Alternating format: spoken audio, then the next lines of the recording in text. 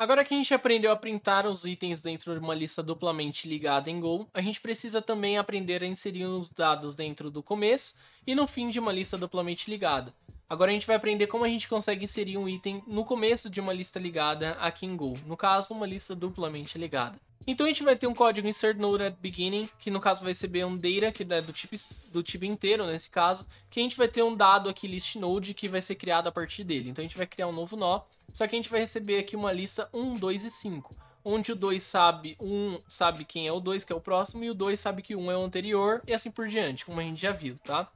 Então vamos lá, a gente vai criar um novo nó que vai ter o valor de 6, que é o que a gente enviou, o data igual a 6, e o length igual a 3. No último vídeo a gente viu que o campo length é essencial para a gente saber qual é o tamanho da nossa lista, tá? Então, aqui a gente vai ter um novo nó com dado 6, a gente vai perguntar, o dl.length é igual a 0, então a nossa lista tem tamanho 0? Não, ela não tem tamanho 0, ele tem 3 itens. Porque se tivesse, a gente faria com que tail aponte para o novo nó, ou seja, saiba que ele é o último item, tá? Então, como a gente não tem uma lista vazia, a gente vai para o else, onde previous recebe new node. Então a gente vai pegar o head, que é o primeiro item, e vai fazer com que o previous dele se torne o novo nó. Aqui fica meio esquisito, porque o head tem que ser o primeiro, mas a gente já vai resolver isso logo em seguida, tá?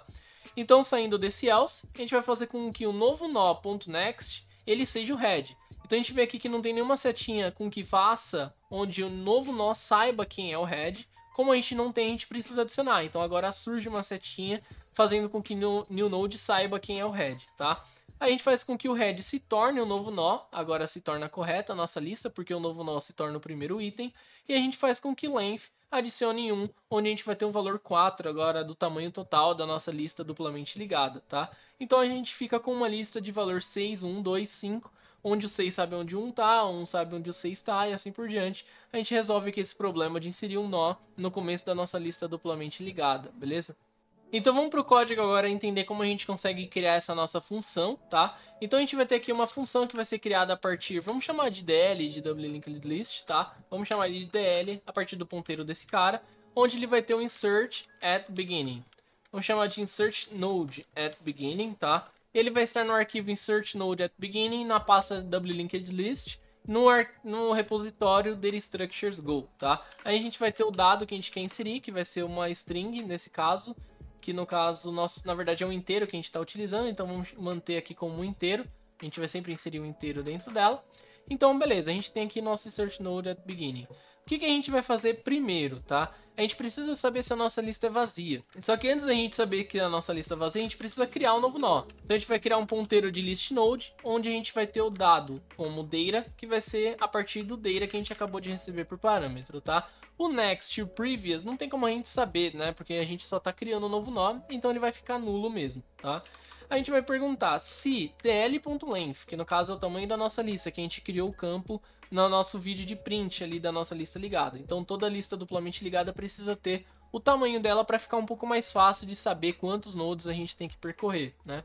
Então se ele for igual a 0, a gente sabe que a nossa lista duplamente ligada está vazia. Então a gente faz com que dl.tail receba o novo nó, tá? Então a gente coloca com que ele receba new node. Se não, a gente vai fazer com que o primeiro node, que é o head.previous, ele receba, na verdade, o novo nó, tá? Então a gente faz com que o primeiro, ele não se torne mais o primeiro, fazendo com que ele tenha um campo previous apontando para new node, tá? Saindo desse if else, a gente vai fazer com que new node.next aponte para head. Por quê? A gente sabe que o primeiro não está mais apontando, o primeiro já não é mais o antigo primeiro. Basicamente agora o primeiro sabe que antes dele tem um, só que esse um que está antes dele precisa saber que tem alguém na frente dele que é o head, tá? Então a gente precisa fazer com que newNode.next receba dl.head, beleza? E agora a gente precisa transformar no head o new node. Então a gente vai fazer com que dl.head receba new node, tá? Pra gente trocar a referência do head, pra gente não ter mais o head como o primeiro node, e sim o novo nó que a gente acabou de criar. E aí depois disso tudo feito, como a gente está inserindo um novo nó, a gente precisa fazer um dl.length mais, pra gente incrementar o tamanho dela, tá? Então é basicamente assim que a gente consegue inserir. Se eu criar aqui uma função main pra gente poder testar, então eu vou criar uma lista vazia aqui, tá? Vamos criar aqui uma double linked list. Eu vou criar essa lista totalmente vazia, então ela vai ter o valor 0 também. E eu vou colocar um dl.insert node at beginning, tá? Com o Insert Node at Begin eu vou colocar um valor 1 aqui para ele inserir e vou colocar o print list aqui para ele executar, tá? Vou colocar para ele printar a nossa lista. Então se a gente executar aqui o nosso código, ele tem que ser 1 apontando para nulo, então tá aqui, 1 apontando para nulo certinho. Vou até rodar aqui de novo com um zoom maior. Beleza, tá tudo certo. Agora eu vou rodar novamente esse código logo depois. Vou colocar 2, vou colocar 3 e assim por diante, tá? Vamos rodar. Então 3, 2, 1 eu coloquei para ele printar. Como a gente está colocando em ordem inversa, ele basicamente colocou um 1. A gente falou assim, insere o 2 no começo. Então ele colocou o 2 antes do 1.